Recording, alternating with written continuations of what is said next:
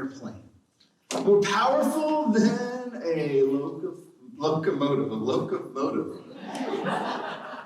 I don't know if you've ever seen a locomotive, but they're very powerful, right? Able to leap tall buildings in a single bound. He is Superman.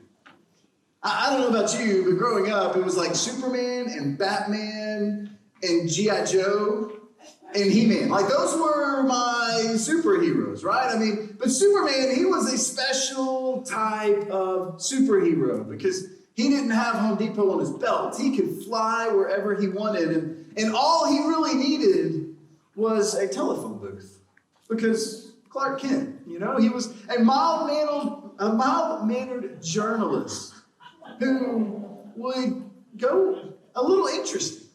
He would all of a sudden become this incredible superhero named Superman. Now, you and I, we all know that there was one thing that left this hunk of a man powerless. I mean, what was it? Yeah, you're right. It was Lois Lane. It's a woman. I mean, no, y'all are right. The one thing that could hold him powerless was kryptonite. I mean, he was an incredible, incredible man that would see a need and he would don the cape and he would fly to where the need needed to be met and he would save the day. But he had this element, this vice that kept him powerless. It's kryptonite. And today, as we continue through the series on heroes, I firmly believe that in many cases, there's a kryptonite in you and a kryptonite in me. But to get started, I just want to take us back a couple weeks. We started off the series with heroes, talking about this idea. We define what a hero is for our purposes, and a hero sees what everyone else sees, but they choose to do what no one else does. A hero sees what everyone else sees. They see what's happening around them, but they choose, or I would even say, but they are not content just to do what everyone else does. They see what is happening and they choose to step into the mess. They choose to wade into the hurdles and the heartbreak. They choose to do what heroes do. They see what everyone else sees, and they choose to do what no one else does. And then in week 2, we continue the series, and we basically made this statement that a hero saves the day, which that's very cute, and it's very pithy, and we love to think about a hero saving the day, but when we think about heroes, isn't it true that we think about like Superman and Wonder Woman and Batman, and we begin to think that the expectation of being a hero is far too lofty for the individual I see on the other side of the mirror. There's no way that could be true of me. And last week, Andy Stanley, he did an incredible job of painting a picture of how ultimately this can be you. We looked at the story of the Good Samaritan last week and how in the Good Samaritan, Jesus actually decided, or Jesus paints a picture of how hero status can be accessible for all. Regardless of your story, regardless of your background, regardless of the ethnicity, the socioeconomic, regardless of everything, Jesus, through the Sermon on the Mount, made it very clear that we all have access to being a hero. So if a hero does what needs to be, a hero sees what everyone sees but chooses to do what no one else is doing, if a hero takes action, my question for you is this: what is keeping you from being the hero? What is keeping you from stepping in, from wading in, from being a hero in your environment, in your area? And ultimately, that's what we're going to talk about today. Because what I've seen is there's a kryptonite in all of us that tends to render us powerless at times. Now, to illustrate the point, I'm going to take you back to junior high. I was an 8th grader. We moved to Kentucky just before 8th grade. Actually, I said just before 8th grade. We moved to Kentucky, and then my first day of school was day 3. So there's new kids, and then there was me, right? You have everybody's getting acclimated, and even the new kids are like, who's the new kid? It's hey, hi, it's me. But I remember walking into the school, and on one of our first trips, there was a coach. He was an 8th grade teacher. He was a freshman football coach. He also he also coached freshman basketball. Coach Epling was his name, and from the beginning, he took me back to his room. I mean, he kind of ushered me through. I mean, because as an 8th grader, I really was this size. And so I was a really big 8th grader. I remember walking in, and they're like, "Oh, you're going to be great at basketball." I just never grew. And so that's neither here nor there. I was a freshman in basketball, I was the center, and senior in basketball, I was the center. But there was just, everybody grew above. Anyway, that's neither here nor there. But Coach Epling was an incredible coach, an incredible teacher. He genuinely loved people. And I remember jumping on his basketball team. I mean, from there, I knew what was going on. I knew him, and he loved his students. He loved the people that he was able to serve with and be with. And as we were preparing and practicing basketball, Coach Epling he worked on a different level. In fact, this is what he asked us to do. When we would do free throw drills, we would actually be seated on the bench as, you know, they would be practicing free throws, because he knew that whenever it came time to take a free throw, that the biggest thing that's going to get in the way of you making a free throw is yourself. It's not your ability, but it is yourself. And so what we would constantly be doing is he would coach the players as much as he would coach the shooter to be sitting there and to be thinking. And he would tell us all, regardless of who you're praying to, I want you to pray.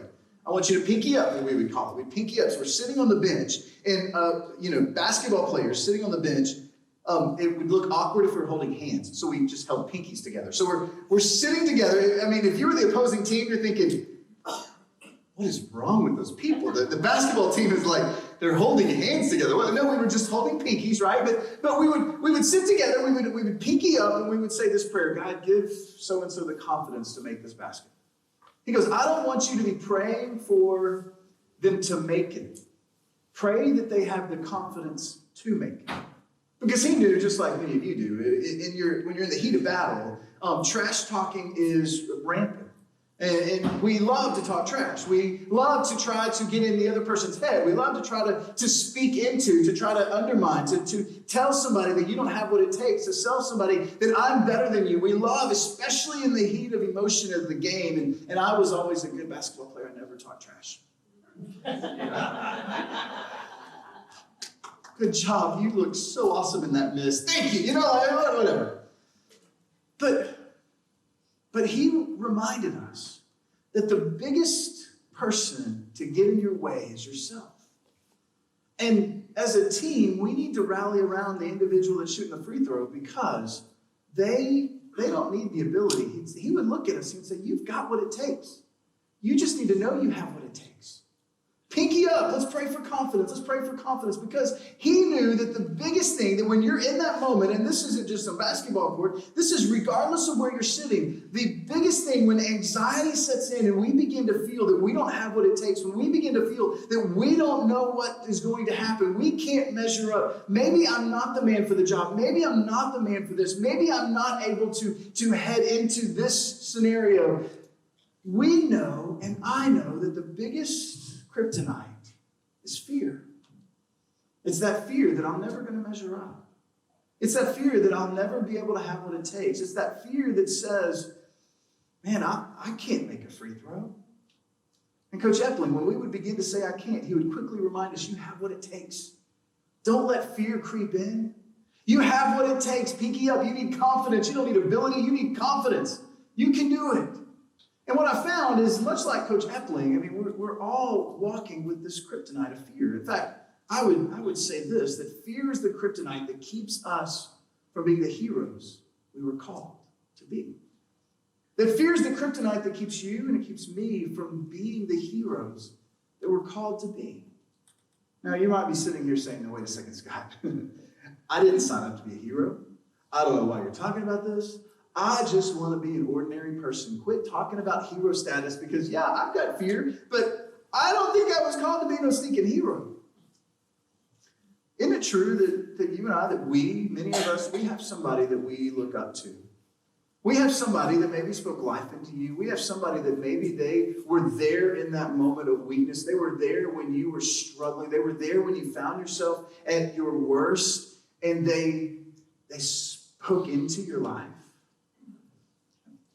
isn't it true that we, maybe not saving the day for everybody, but there's something inside of us that wants to be that someone for somebody.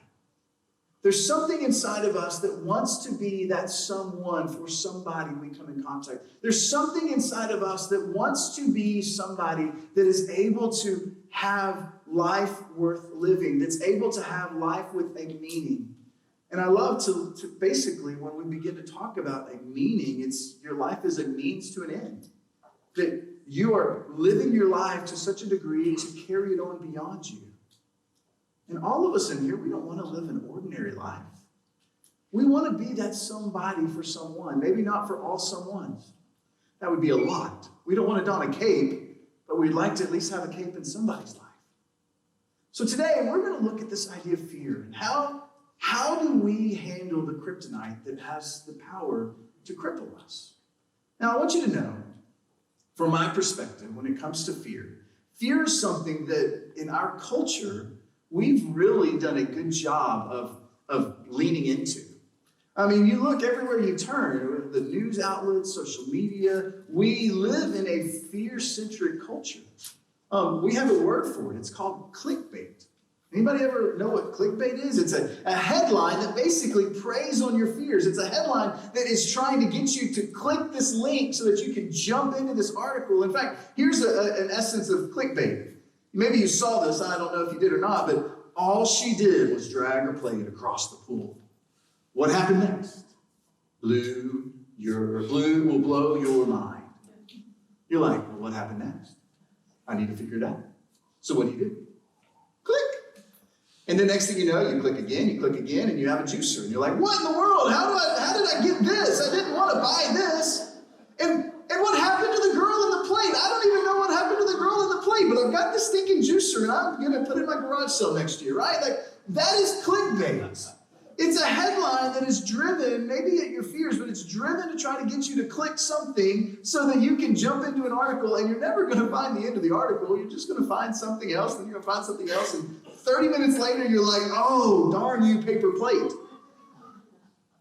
But for many of us, we see this.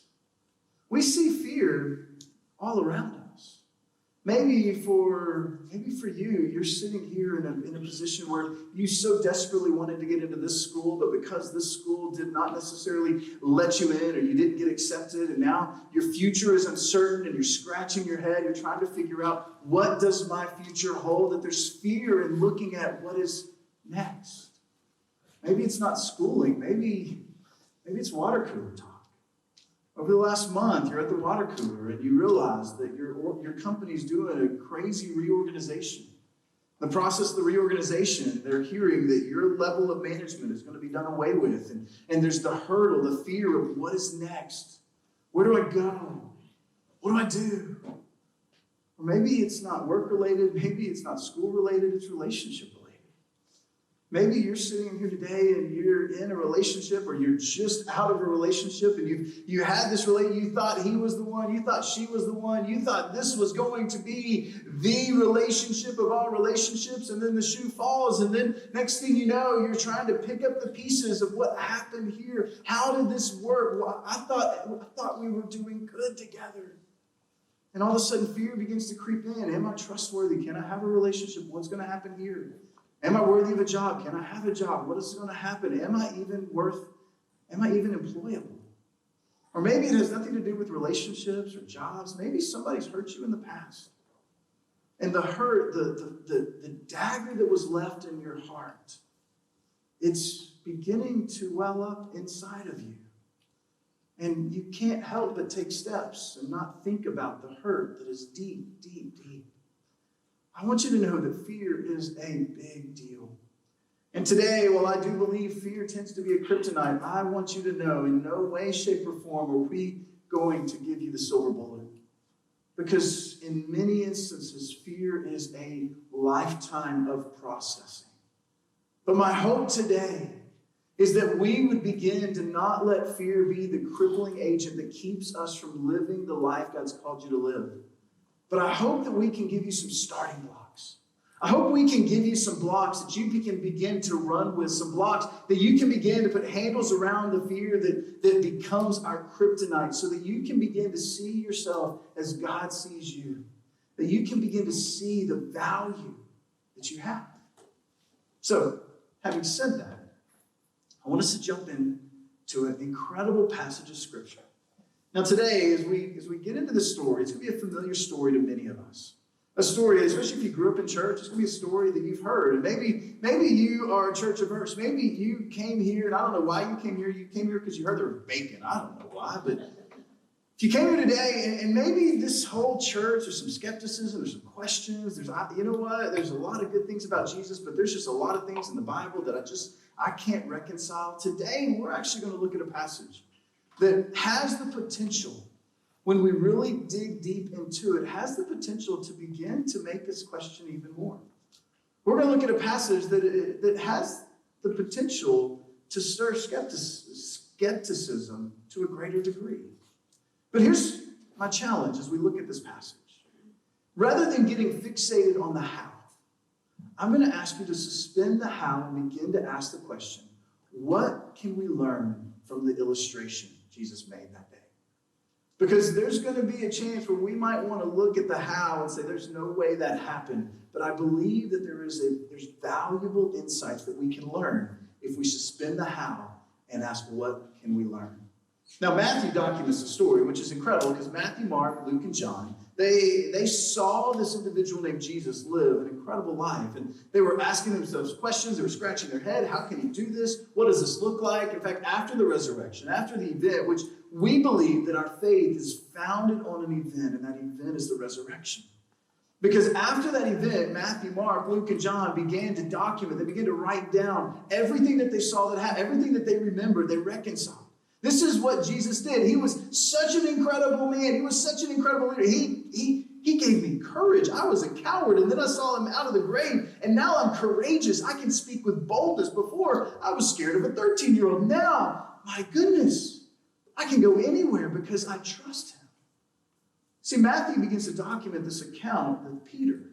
And it's right after Jesus fed 5,000 people. They're on a mountainside. There's a bunch of people. The disciples begin coming like, hey, there's 5,000 people, not just 5,000, but their families are with them. It's like 5,000 men. Apparently, they got rumor that there's a bacon bar there by the Sea of Galilee. And Peter and James and John are like, Jesus, we didn't know there's a bacon bar here. There's not a bacon bar. What's going to happen? And so all of a sudden, Jesus goes and gets a Happy Meal from Long John Silver's and says, let's feed everybody. And he does. It was fascinating. He feeds 5,000 people on the mountainside. And so what happens next is Jesus takes the 12 disciples. He says, hey, guys, here's what I want you to do. I want you to get in the boat. I want you to go. And so from that perspective, Jesus went up onto the mountain. And he began having time alone with God. Now, here's a picture of the Sea of Galilee. This is the boat. I don't think that's the boat they were on. It might be. I don't know. It could be. Maybe it's survived a couple centuries. But this is the Sea of Galilee. And something to note, I don't know if you can see in the horizon, there's these plateaus that are in the horizon right above there. And these plateaus that are right above the Sea of Galilee, they created a perfect storm. Basically, these plateaus created a scenario where gusts of wind is a perfect environment for sudden and violent winds to happen in a moment's notice. And so the disciples spent a lot of time on the Sea of Galilee, and as fishermen, they would know the ins and outs of this sea. But just something to process and to think about is there were many times where out of nowhere, because of the environment with the plateaus right beyond the Sea of Galilee, gusts of wind would many times make boats go crazy. Well, this is where we find ourselves today. In fact, in Matthew chapter 13, chapter 14, we pick up the story, Matthew recounting the story. He says, the boat was already a considerable distance from land. They had already been in the boat. It's been a long time. And it was buffeted by the waves because the wind was against it. So you have a boat, a bunch of men on it. They've been traveling for roughly 9 hours. I mean, they just ate dinner, and then Jesus sends them in the boat, and now it's late. They've been in the boat for about 9 hours, and there's waves. I mean, the waves are just crashing against the boat. The wind is blowing like crazy. There's rain falling from everywhere. And these individuals, these fishermen, I mean, they're used to this scenario. but they found themselves stuck. They were certain of where they wanted to go, and they were certain of who had sent them. But they were stuck in the middle, wondering, what's next? And this is where fear begins to creep in. And this is where our story intersects with the story of the disciples. Because isn't it true that our fears are rooted in our inability to predict our future? That our fears are ultimately, they're rooted in our inability to predict the future.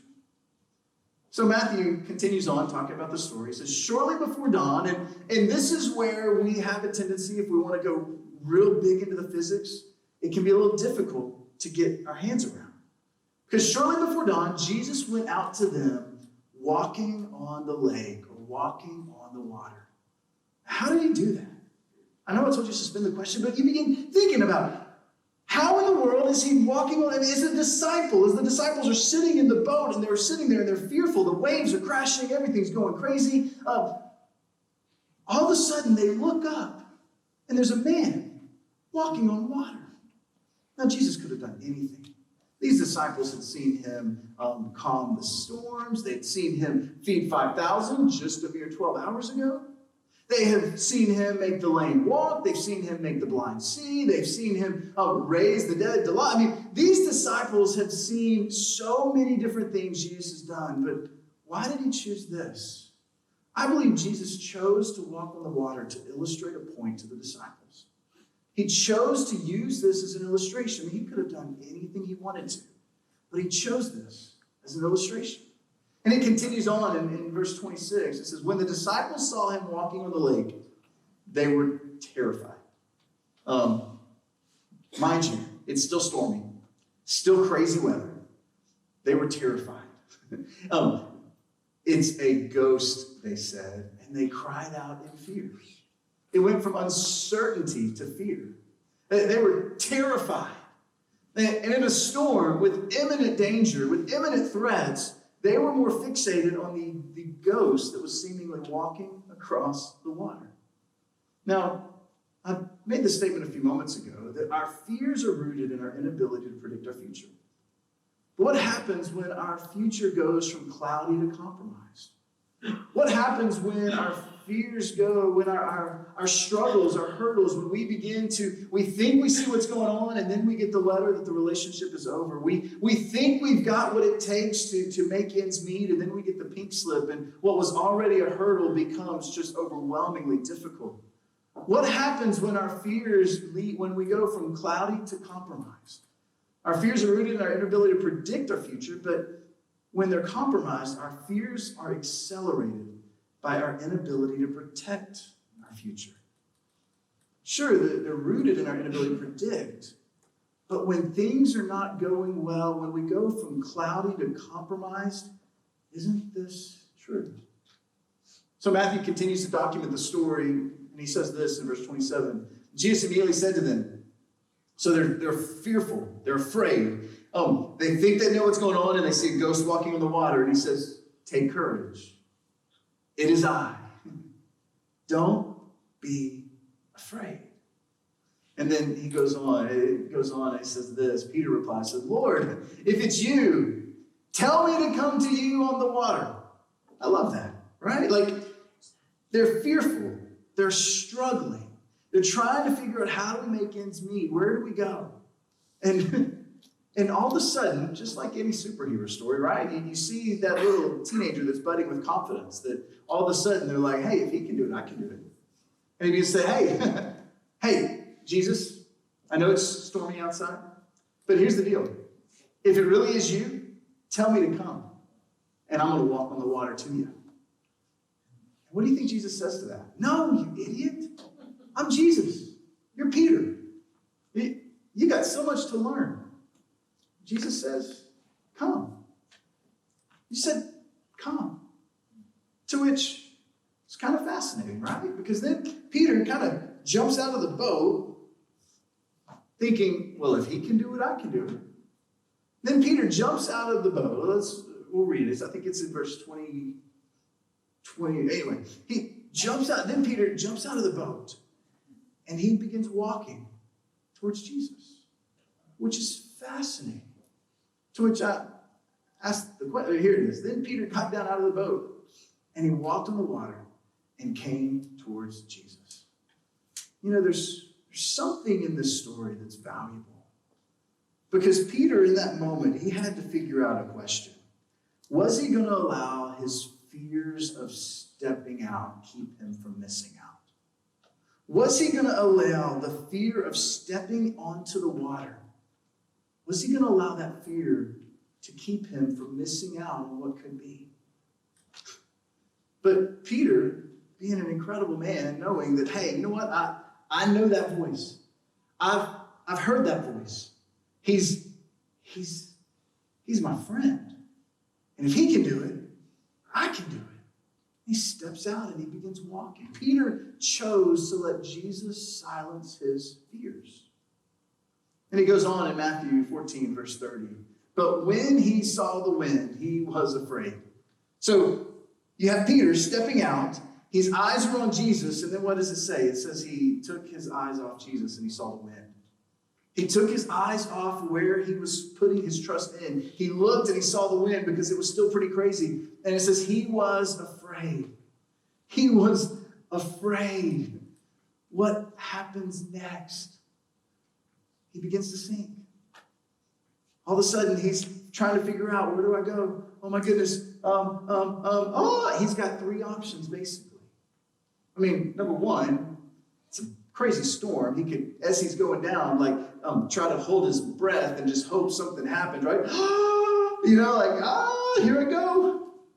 He could, in an instance, just turn around and try to get the guys, hey, Luke, or John, throw me a rope. Could you just throw me anything? I know you got a net, you're trying to catch fish earlier today. Just throw me a rope. Just please help me. Throw me something. I'm drowning. Or he could do the third thing.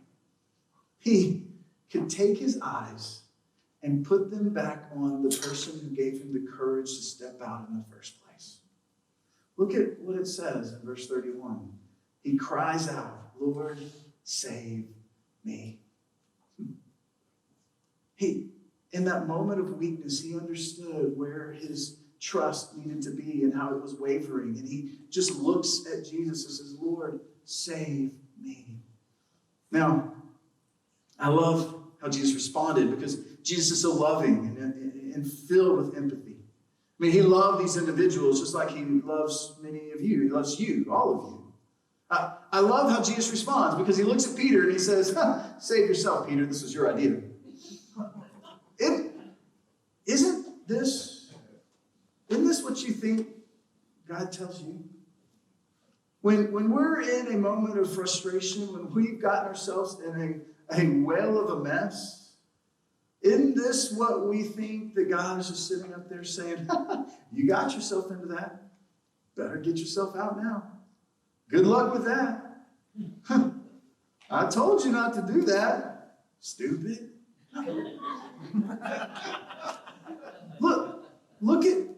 Look at how Jesus responded to Peter. He says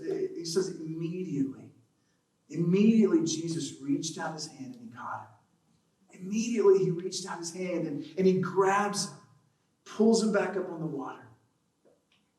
What happens next? I think many times it gets a bad rap, and here's why. It's because I think we read the next verse and we begin to think that Jesus is using this as an object lesson. He's like, Peter, come here. And he puts his arm around Peter and goes, guys, listen, don't worry about the wind, the rain. I need to tell you something. This is a great teaching opportunity, Peter. Just be quiet because I'm going to use you as a lesson and not a good lesson, right? And we think that this is what's happening, right? And so here's what Jesus says. And we just imagine that Jesus has his arm around Peter like, shh, guys, listen. Peter, you have little faith. Why did you doubt? We begin to put this condescending tone in Jesus' voice. But having a 4-year-old has changed my perspective of this verse. I will stand on the edge of a swimming pool and I will look at my 4-year-old and there's fear in his eyes. I'm like, just jump. And he's like, Daddy, closer, closer. I'm like, no, you can do it. Like, all you have to do is follow me and your head's hitting my head. 2 bloody noses. This isn't good. Just jump. Daddy, a little bit closer, right? And so he jumps, and what do? I'm, a great dad. I'm scoot back as he's jumping, right? And then I grab him. I show him the edge. I'm like, Stephen, look at how far you jumped. Look at the courage you had. Look at what you just did. You are so strong. You can do this. When I tell you I'm going to scoot back, just trust me. I see Jesus with his arms around Peter. I mean, there's wind, there's storms, it's crazy weather. And Jesus was focused in on Peter, not scolding him, not condoning him, but he had his arm around him and said, oh, Peter, you were so close. You have little faith. You can do this. Why did you doubt me? And so then Peter and Jesus is, in this beautiful moment, they're walking back. I add some details, but some color to it, right? Like I have a feeling, Jesus standing on the water just kind of helped Peter jump over the edge of the boat. And then Jesus did what, I don't know how do you climb into a boat when you're walking in water? I don't know the answer to that, but they did. And then Jesus looked at the waves and calmed the waves. But if this story were to happen today, this would be clickbait. You think about it. Man walks on water with ghost. You're clicking it.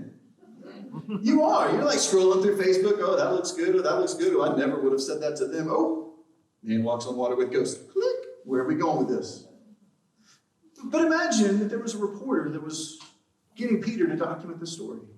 Peter, what happened? What's going on? Peter looks at the reporter and says, we were all afraid. We were fearful. The waves were crazy. The waves were beating in. And then this ghost shows up. And it was a ghost whose voice I knew. And he looked at me and he looked at us. And he said, take courage. It is I. Don't be afraid. And you're asking me right now what it is that led me to get out of the boat. It's because when I heard his voice, I knew his voice, and he said, take courage. And so I remember. I remember what he's done. I remember how we've had some great stories. And so I decided to take courage, and I stepped out. And I remember what else he said. He looked at it, he said, take courage. It is I. And I remember being on this lake 6 chapters ago in Matthew, because that's how time went in the New Testament. So, 6 chapters earlier, we're sitting on the boat, and I remember Jesus being asleep, and he all of a sudden wakes up, and he talks to the wind, and it stops. When I heard his voice, I was reminded of that scenario, and so I trusted Jesus. And then he looked at us, and he said, don't be afraid. And I knew in that moment that I was going to have to do one of two things. I was either going to let my fear of stepping out keep me from experiencing it, or I was just going to go.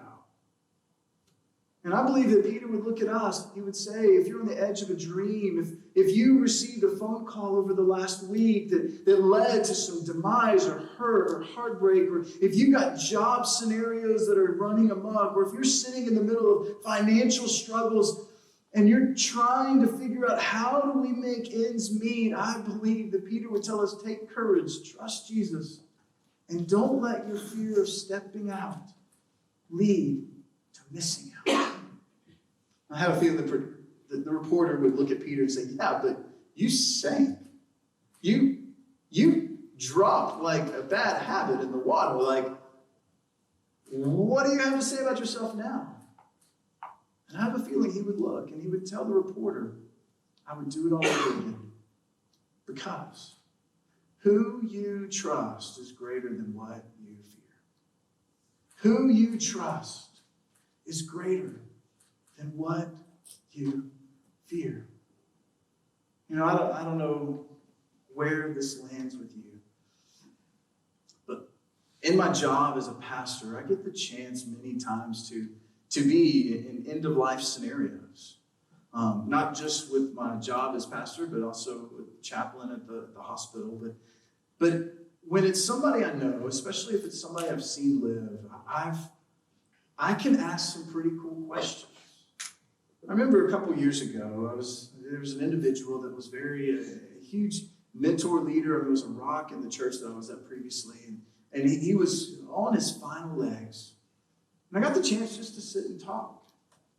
It was a man that was emphatically in love with Jesus, regardless of what life brought him. That there was a trust that that any of us would love to have. And I remember just having a conversation, talking through, what does this look like? What's going on? How can you still trust?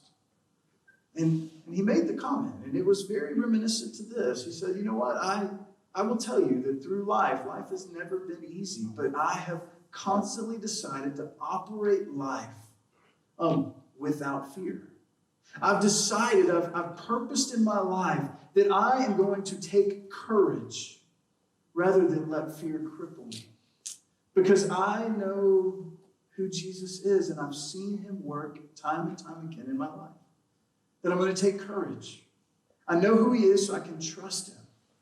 And I'm never going to let fear keep me from doing what he's called me to do. It's what Peter told us. Take courage. Trust Jesus. And don't let your fear of stepping out keep you from missing out. From my vantage point, I've seen countless individuals who've experienced life on both sides. And those that have allowed fear to cripple them tend to be the ones that are struggling and trying to figure out life, trying to put life together. But I've seen individuals not brave and stupid, but are methodical, courageous individuals that choose to trust Jesus even when it doesn't look like it's worth it. I've seen them on the other side filled with peace and joy and an uncanny perspective on life that I desperately wish I could have for myself. So, I don't know where this lands with you. Like I said, this isn't necessarily, here's how to overcome fear in 3 easy steps. But I hope these are some starting blocks that we can take courage. That ultimately, you and I, that we can take courage, just like Jesus told the disciples. And that we would choose to trust Jesus even when it doesn't seem logical. That we would choose to put our eyes on Jesus. That we would choose to maybe take a step, maybe be curious. You know what? I don't believe everything. In fact, this whole story of him walking on water, that's just bizarre. But I've seen people that believed it, and their belief in them led them to live a life that I would like to replicate. Be curious. Take a step. And last, I would encourage you to step out. Don't let your fear of stepping out lead you to missing out on God's opportunity for you to be a hero. Now, as we close our message today, I've asked the band to come back up and sing one more song. One of the reasons I do that is I love music. I think music has an incredible way of connecting us, connecting our heart, connecting our prayers with what's going on in life.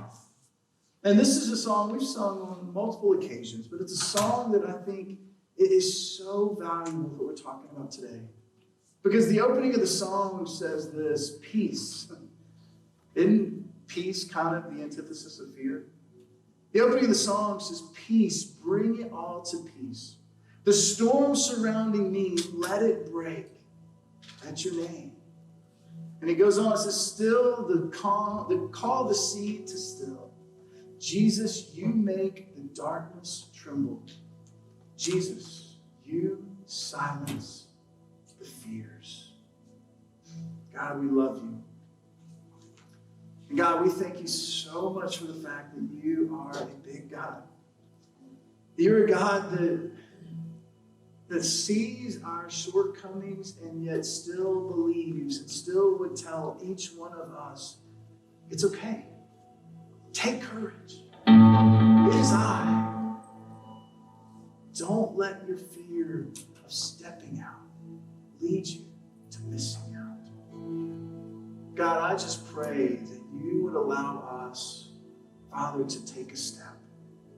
God, I pray that as we sing this song, that it would be a song that resonates in our heart, be a song that we can take with us throughout the course of this week, that regardless of what life brings our way, God, may it remind us that there is peace even in the fear that finds us.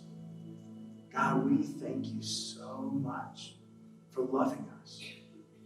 We thank you for leading us. We thank you for calling us out. It is in Jesus' name that I pray.